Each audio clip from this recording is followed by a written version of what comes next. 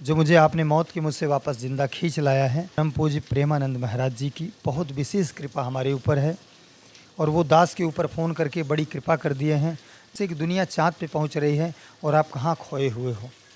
अगर भगवान का फ़ोन आए और दास उछल कूद न मचाए ऐसे। उसके बाद हमारे पिताजी को जब पता चला तो उन्होंने गाली गलौज 2-3 थप्पड़ दिए, पढ़ने जाते हो ये सब क्या करते हो। जब बच्चा थोड़ा बड़ा हो गया तो अपने मनमानी करने लगा। मेरे पास भगवान जी का फ़ोन आ गया, 6 में या 7 में था, 1998 में, तब से पकड़ना शुरू किया था। नमस्कार, मैं जय कुमार, आप देख रहे हैं पब्लिक नेशन। दोस्तों, अभी हम मौजूद हैं मुरली वाले हौसले भैया जी के पास, जो अभी इन्हें सर्प ने बाइट कर लिया था। अब वो कैसे हैं, अभी उनकी ही जुबानी सुनते हैं और क्या क्या हुआ, किस किस परेशानी से वो झेल कर यहाँ तक पहुँचे हैं, सब कुछ इस वीडियो में। सबसे पहले भैया आपका बहुत स्वागत है। बहुत बहुत धन्यवाद सर आपका।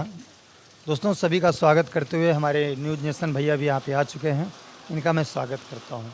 और बताइए कैसे हैं आप? भैया हम बढ़िया हैं। आप थोड़ा उस रेस्क्यू के बारे में बताइए, जहाँ पर गए थे, किस तरह से सर्प ने आपको बाइट किया और कैसे प्रभु की कृपा रही कि आज आप हम लोगों के बीच में हैं। भैया क्या है कि एक फ़ोन आता है 3 तारीख को, दिन मंगलवार था, 9:30 बजे के आसपास। हाँ। तो हमारे शहर से 25 किलोमीटर की दूरी पे था। हम लोग कहीं जाने वाले थे दिल्ली, तो जो हमारी गाड़ी थी टाटा हैरियर वो गई थी सर्विस होने के लिए। तो हम लोगों ने सोचा कि जाल में फंसा हुआ कोबरा है, फटाक से जाते हैं रेस्क्यू करके आते हैं। हाँ। तो जो भी हमारे पास टूल्स थे रेस्क्यू के, वो दूसरी गाड़ी में था, तो हम इससे चले गए। उसको निकालने के चक्कर में गांव वालों ने उसे बहुत ज़्यादा छेड़छाड़ दिया था और जैसे ही हम कैंची लगाते हैं बचाने के लिए, उसकी स्किन चमड़ी न कटने पाए, धागा कटे, वो इतने में जंप करके आता है, क्रोधित था और हाथ में काट लेता है जी। अच्छा, जब वो सर्प आपको बाइट कर लिया तो आपने फिर भी उसके बाद भी उस सर्प को आपने बचाया, तो क्या आपने वहाँ गलती नहीं किया कि आपको पहले हॉस्पिटल जाना चाहिए, या आप उस बेजुबान की जान बचाने के लिए वहाँ रुक गए? तो इस पर क्या है? देखिए, जब अगर वो अपना स्वभाव नहीं बदल सकता तो हम अपना स्वभाव कैसे बदल सकते हैं? क्योंकि हम तो बचाने के लिए आए हैं, उसका स्वभाव है काटना। वो काट लिया तो मैं भी 1 मिनट के अंदर उसको बचा लिया वहाँ से, क्योंकि मैं जब भी उसको छोड़ता तो गांव के लोग वहाँ खड़े थे, नौजवान भाई, उसको बुरी तरह से उसका सीताराम कर देते। हॉस्पिटल पहुंचने के बाद कितने एंटीवेनम आपको लगे? क्योंकि प्रॉपर में अगर कोई उस तरह से जाता है तो 2 से 3 बहुत ज़्यादा हाईएस्ट हो जाता है, लेकिन आपको सुनने में आ रहा है कि बहुत ज़्यादा एंटीवेनम लगा। एक बार में जब जैसे ही पहुँचे तो हमारे तुरंत जो है 10 एंटीवेनम लगा। हाँ। फिर 1 घंटे बाद 2 और लगा, फिर 3 लगा। हाँ। तो फिर 1 घंटे बाद 3, 4, 5 करके टोटल 21 एंटीवेनम लगा। फिर मेरी हालत में अच्छे से सुधार आई। अच्छा, परिवार की क्या स्थिति है और परिवार क्या आपको ये करने से मना करता है या नहीं मना करता है? पिताजी नाराज़ थे या माताजी नाराज़ थी, इस पर आप क्या कहेंगे? सभी लोग नाराज़ हैं, लेकिन हम माता और पिता के लिए कार्य नहीं कर रहे थे। हम अपने पूरे भारतवर्ष के लिए, आम जनमानस के लिए, सभी को एक नई दिशा देने के लिए, क्योंकि जिससे लोगों में जागरूकता फैल सके। भारत में हर वर्ष बहुत सारे लोगों की मृत्यु होती थी सांप की काटने की वजह से। हम उनको जन जागरूकता, जन चेतना के तहत सभी को अवेयरनेस फैलाते रहे, जागरूक करते रहे। हम अपने परिवार के बारे में नहीं सोचते हैं। पूरा भारतवर्ष ही मेरा परिवार है। जब आपको सर्प ने बाइट किया तो हमने देखा कि आप ट्विटर पे भी जाने पहचाने जाते हैं। ऐसा नहीं कि अभी यूट्यूब या इंस्टाग्राम पे हैं, तो ट्विटर पे आप लोग दुआएं दे रहे थे, आप जल्दी ठीक होइए, उनके बीच पहुंचिए। तो अब इसके बाद क्या ये कार्यक्रम जारी रहेगा या अब रोक देंगे? देखिए भैया, जैसे ही ठीक होता है, जो अभी तक कार्यक्रम हुआ वो तो मान लीजिए हुआ, उससे और अच्छा कार्य में निखार आएगा, फिनिशिंग आएगी, फुल सुरक्षा के साथ कार्य होगा, आपको देखने को मिलेगा बहुत जल्द। जैसे ही हाथ ठीक होता है हाजिर होता है। भैया, गांव में आज भी लोग थोड़ा ढोंग में या इसमें मैं कहूँ कि फंस जाते हैं। लोग झाड़ फूक में लोग ऐसे ऐसे रहते हैं गांव में, जिसमें पढ़ करके लोगों की ज़िंदगियां बर्बाद हो जाती हैं, या मैं कहूँ कि वो यहाँ से चल बसते हैं। तो ऐसे लोगों के लिए आप क्या संदेश देंगे? क्योंकि आप इतना ज़्यादा रेस्क्यू किए हैं, इतने सांपों को बचाए हैं, या ऐसे ऐसे जगहों पर गए हैं जहाँ बहुत खतरा है, तो आप ऐसे लोगों को क्या संदेश देंगे? देखिए, जितना भी आम जनमानस है, मेरे हिसाब से किसी को भी आप समझा नहीं सकते। हर शख्स समझदार है सिवाय मेरे को छोड़ के, क्योंकि नादान मैं ही हूँ, मूर्ख मैं ही हूँ, और जितने भी समाज में हैं सब गुरु हैं। कोई भी नादान नहीं, किसी को आप नादान मत समझिए। हाँ, एक अपील है, एक निवेदन है हमारी तरफ से कि दुनिया चाँद पे पहुँच रही है और आप कहाँ खोए हुए हो, किस अंधविश्वास में भटके हुए हो। किसी भी जड़ी बूटी तंत्र मंत्र के चक्कर में आप ना पड़ें। परमात्मा साक्षी है, परमात्मा एक है। शास्त्रों की माने, शास्त्रों का अध्ययन करें और आप अच्छे मार्ग को अपनाएं, अंधविश्वास में ना पड़ें। कुछ लोग होते हैं वीडियो बनाने के चक्कर में, दिखावा ज़्यादा करने के चक्कर में वो सर्प को हाथ से पकड़ लेते हैं, या मैं कहूँ कि थोड़ा ज़्यादा उत्सुकता दिखाते हैं, और उनका परिवार हालांकि कमज़ोर रहता है। ऐसा नहीं है कि सब लोग मजबूत ही रहते हैं। उस चक्कर में पड़ के वो अपने परिवार को भी कमज़ोर कर देते हैं। तो ऐसे लोगों को आप क्या सलाह देंगे भैया? भैया कोई भी कार्य कीजिए तो मनसा वाचा कर्मणा तीनों की एकाग्रता होना बहुत ज़रूरी है। मन की एकाग्रता ही सफलता का मूल मंत्र है। जब तक आप किसी चीज़ के बारे में अच्छे से जान न लें, खास करके सांपों के बारे में, तब तक उसके साथ छेड़छाड़ उसको पकड़िए मत। क्योंकि आप एक बार पकड़ लेंगे, 2 बार, 10, 20, 50, 100 बार पकड़ लेंगे और गलती से एक बार वो पकड़ लेगा, तब प्रॉब्लम हो जाएगी। तो ज़िंदगी दांव पे हो जाती है। और मैं ये जानना चाहूँगा कि आपने कितने वर्ष में आपने सर्पों को पकड़ना चालू ये किया? मैं वही क्लास 6 में या 7 में था, 1998 में, हाँ।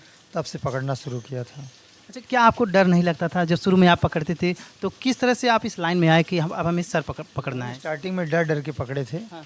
उसके बाद हमारे पिताजी को जब पता चला तो उन्होंने गाली गलौज 2-3 थप्पड़ दिए, पढ़ने जाते हो, ये सब क्या करते हो, आगे से ऐसा नहीं होना चाहिए, ना ही नाम काट के निकलवा देंगे, ये करना पड़ेगा, वो करना पड़ेगा।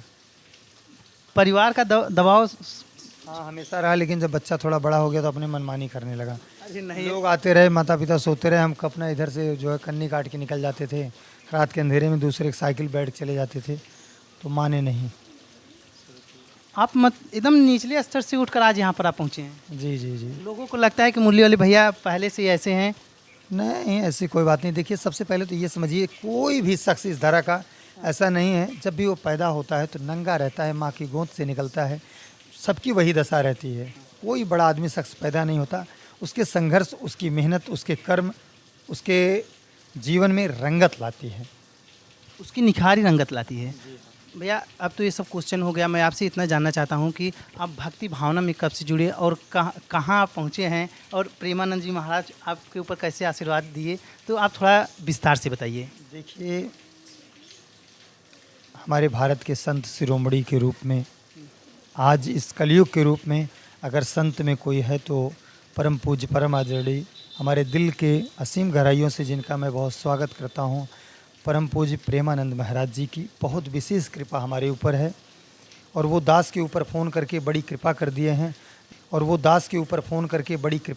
हैं, बस दास एक गलती कर बैठा, लोगों को जाहिर करा दिया कि मेरे पास भगवान जी का फ़ोन आ गया।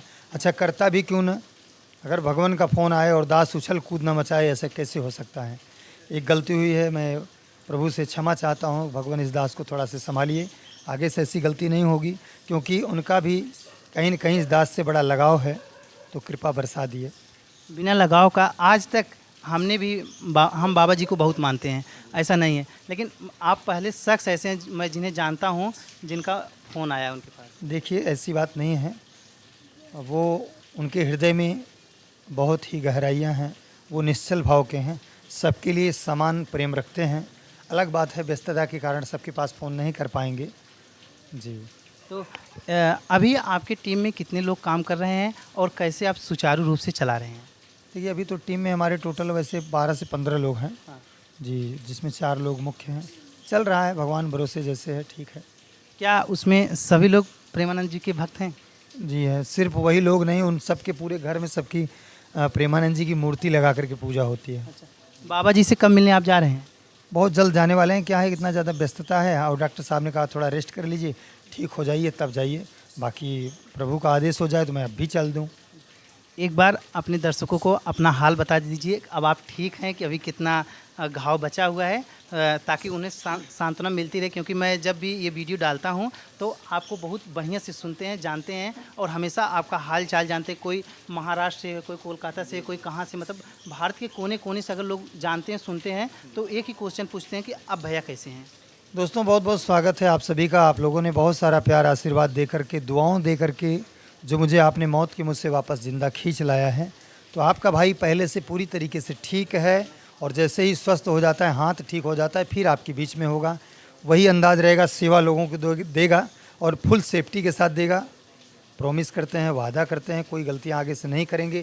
थोड़ा से मुझे वक्त दीजिए, बहुत जल्द आते हैं। और आप इस पब्लिक नेशन को थोड़ा सा अपना प्यार आशीर्वाद देते हुए खूब प्यारा सा कमेंट कीजिएगा। कहीं त्रुटियाँ होती है तो अपने छोटे भाई को संभालिए। बहुत बहुत धन्यवाद आप सभी का।